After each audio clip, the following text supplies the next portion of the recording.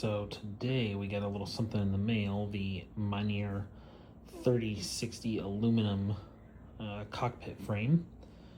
My old stand and my racing stuff's all over there against the wall, ready to go. Got my flight sim stuff right there as well. I'm gonna try to somehow get those to attach to the aluminum frame, but we'll see what happens when we get it out and built. So it comes in 3 different boxes. The big one over there is the seat that comes with it. That one has aluminum extrusion pieces, and this one has aluminum extrusion pieces, all individually wrapped so they don't get scratched and scuffed and everything. And the instructions look like they're pretty good. Haven't gone through the process yet, but I will update as I do so. So the first part is assembling the bottom assembly, I guess, where the seat goes and everything. Comes with a bunch of bolts, fasteners, grip pads. It even comes with a pretty decent tape measure. Actually, it's not a bad one. Pretty hefty. Looks cool too. Oh, the nice part of it is all the aluminum comes wrapped in this plastic, so it prevents it from getting scratched and scuffed. So nice little touch. All right, so if you're using their instructions, there's an 800 millimeter piece, and then there's a 520. If you use the tape measure that they gave you, as you can see, you just do this, and it's at 50 on there, and then 2, so that's basically 520 millimeters.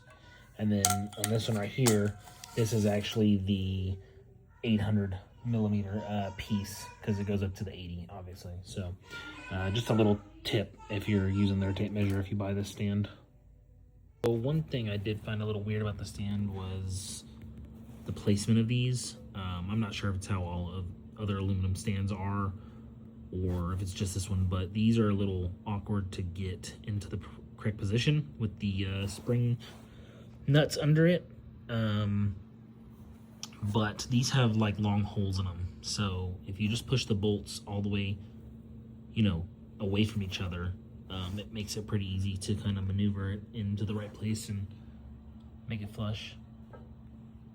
It's doable, but it's a little awkward if it's your first time working with an aluminum stand.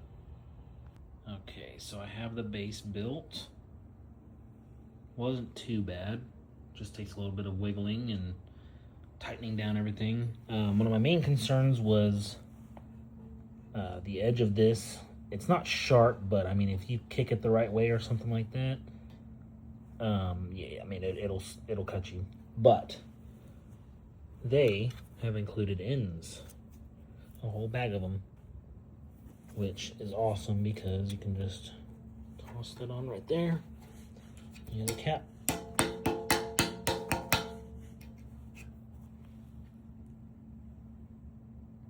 So one thing that was a little confusing with this is it says the distance to the front end face is about 500 millimeters.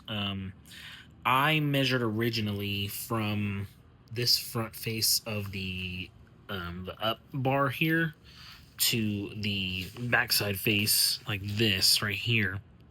But I think they meant to, like, say go right here on that front end face. So I went ahead and measured from this front end face to the back of this face at 500 millimeters. And I did that because it's a little bit easier to move the pedals to suit my height and everything, rather than it is to move the whole pedestal of the seat. So, and then it's definitely easier to move than this right here. So I went ahead and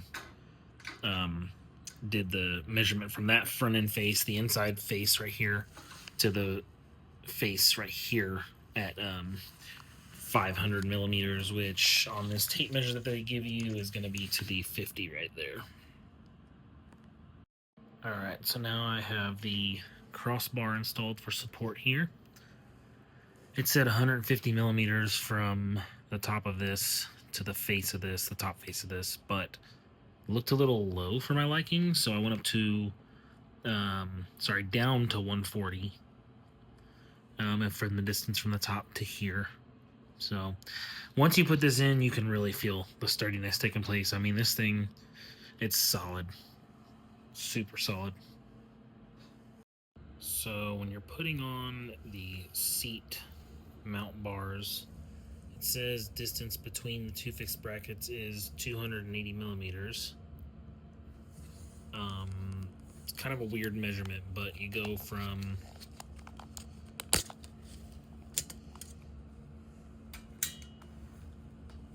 the top of that bar to the end of this bar, and it's 280 millimeters. However, the way that I did it was I just made sure that both of these bolts were kind of in the same spot, and then I just took the seat mounts right here and I just kind of set them on top, and I made sure that the holes match up and that it just kind of sits on there, so when I mount the seat I don't have any issues.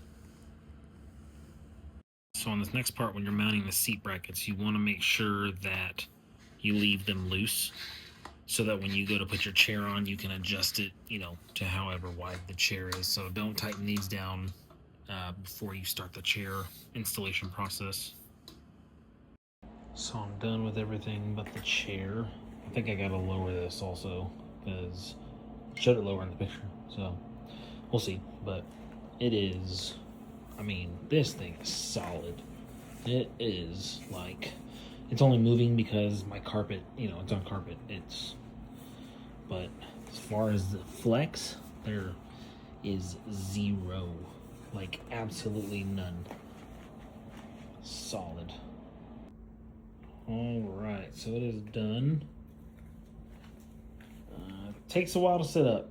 It's a long process to get it perfect and, you know, how you want to drive. I still need to lower this a little bit because the steering wheel is just a little too high for my liking. So, I haven't set up all my other stuff yet, but yeah, chair's comfortable.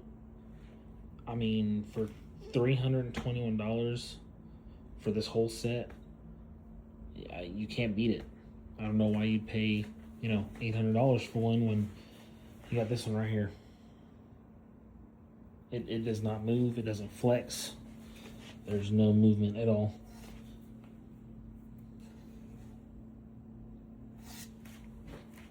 Well worth the money. Highly recommend.